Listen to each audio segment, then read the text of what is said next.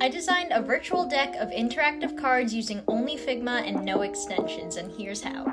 In this prototype, I designed my own cards all directly on Figma. I took the deck of cards and built a prototype for an app that would give you a randomized deck where you can view and edit cards.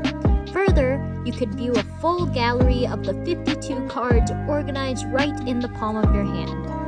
Every single part of the designs, interface, and animations were made entirely on Figma, no extensions required. First, I started with the sketch. I wanted to make my deck themed on medieval weapons, so I made a rough sketch of the concept and traced the sketch with a vector pen on Figma. I attached them to the cards and built a full deck.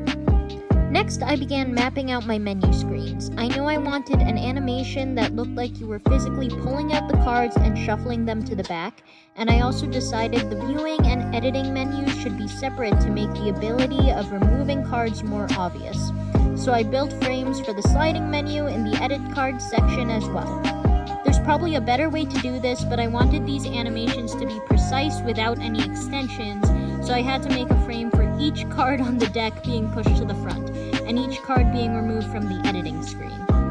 This is what the final prototype looked like behind the scenes of this simple interface, which looks like a lot, but that's only because I wanted to have micro animations on each transition. Thanks to Figma, it's actually a lot more simple than it seems. I put the rest of the cards into the gallery menu and pulled it all together with my buttons and a counting display of card and points by adding number variables, and boom.